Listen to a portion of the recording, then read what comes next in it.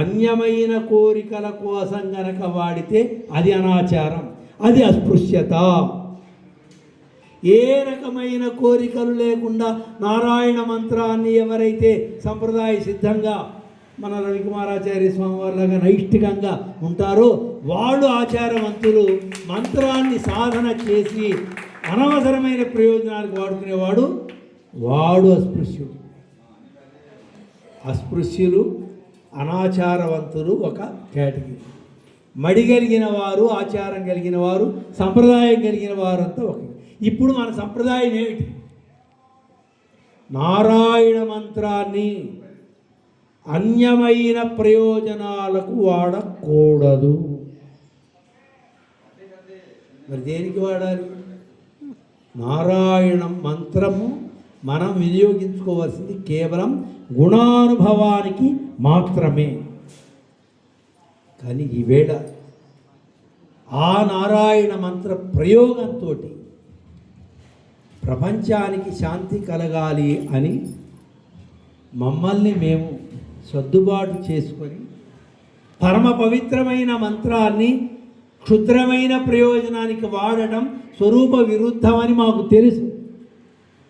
కానీ క్షుద్రమైన ప్రయోజనాలు కూడా జీవరాశుల యొక్క సంక్షేమం నిలబడి ఉంది కనుక నారాయణ మంత్ర ప్రాధాన్యం సకల జీవరాశులకి క్షేమం కలగాలి అనే కనుక ఈవేళ ప్రపంచ శాంతి కోసం విశాలమైన అద్భుతమైనటువంటి వ్యాపక మంత్ర ప్రయోగం చేస్తేనే ప్రపంచంలో శాంతి ఏర్పడుతుందని ప్రగాఢమైన విశ్వాసంతో 40 సంవత్సరాల మా యొక్క అనుష్ఠానాన్ని ఈవేళ మూట కట్టి ప్రపంచంలో ఉండేటువంటి ప్రతి జీవవర్గం శాంతియుతంగా జీవించాలి, క్షేమంగా జీవించాలి, నారాయణ సాయుధ్యాన్ని పొందాలి అనేటువంటి విశాలమైన భావాన్ని, ఈ భావం బయట పెట్టడానికి దాదాపు 3-4 సంవత్సరాల నుంచి మా లోపల మేము యుద్ధం మొదలుపెట్టాం. మా ఇంద్రియాలకు, మనస్సుకి, బుద్ధికి ఒకదానికి ఒకటి సంఘర్షణ. నువ్వు నారాయణ మంత్రాన్ని ఎలా ప్రయోగం చేస్తావు అంటుంది మనస్సు, బుద్ధి చెయ్యాలి అంటుంది. ఇంద్రియాలు నారాయణ మంత్రాన్ని గ్రహించి ఉన్నాయి. సరే, పెద్దలు ఆమోదిస్తారు, ఆమోదించరు. కానీ అది ప్రయోజనవంతమైంది అని ఐహలౌకికం ఐశ్వర్యం, స్వర్గాద్యం పారలౌకికం, కైవల్యం భగవంతంచ మంత్రోయం సాధయిష్యతి అని నారాయణ మంత్ర వైభవం చెప్పబడుతోంది కనుక దీనిని ఏ విధంగానైనా ప్రపంచ శాంతికి వినియోగించాలి అని మేము కమిట్ అయ్యి ధైర్యం చేసి సంప్రదాయస్తులు విమర్శించిన దాని ప్రయోజనాన్ని మాత్రం లోకక్షేమానికి మనం ప్రయోగం చేయవలసిందే అని శ్రీమన్నారాయణ మహాయజ్ఞాన్ని నిర్వహించాలి అని ఒక ధైర్యం చేశాం. పెద్దలంతా ఆమోదించారు.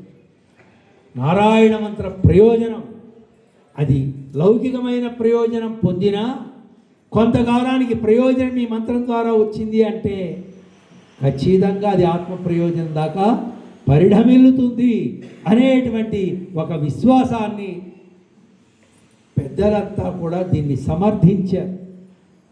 లేకుంటే ఏమండి నారాయణ మంత్రంతో మీరు ఇలా ఎలా చేస్తారు అని ప్రశ్నించవలసిందే కదా.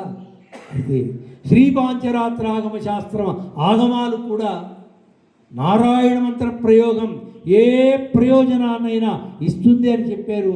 అది వ్యక్తిగతమైన ప్రయోజనము అయితే అడగకూడదు, కానీ జీవవర్గానికి ప్రయోజనం కనుక నారాయణుడు ఈ లోకంలో తానే నరుడై, తానే ఆచార్యుడై, తానే శిష్యనుమాయ్, తానే ఆచార్యనుమాయ్ వెలియిట్టు అరుளிనార్. వారు ప్రకాశింపజేశారు అంటే వేదంలో నిగూఢంగా ఉన్నటువంటి మంత్రాన్ని లోకానికి ఎందుకు ఇచ్చారంటే లోక ప్రయోజనం కోసం ఇచ్చారు కనుక దాన్ని మనం ఎలా వినియోగించుకోవాలి అని 1,000,000 సార్లు నారాయణ మంత్ర జపం జరగాలి, 1,000,000 సార్లు నారాయణ మంత్ర హవనం జరగాలి. ఇది ఈ శ్రీమన్నారాయణ మంత్రం యొక్క ప్రధానమైనటువంటి కంటెంట్. రాజగోపుర ప్రతిష్ట స్వామీజీ 20 సంవత్సరాలు పూర్ణమైంది ఆశ్రమ స్వీకారం చేసి, ఇవి పెద్ద పాయింట్స్ కాదు. ప్రధానమైంది ప్రపంచ శాంతి. అయితే ఈవేళ ఈ మాట మీకు అందరికీ కనబడుతున్న మాట.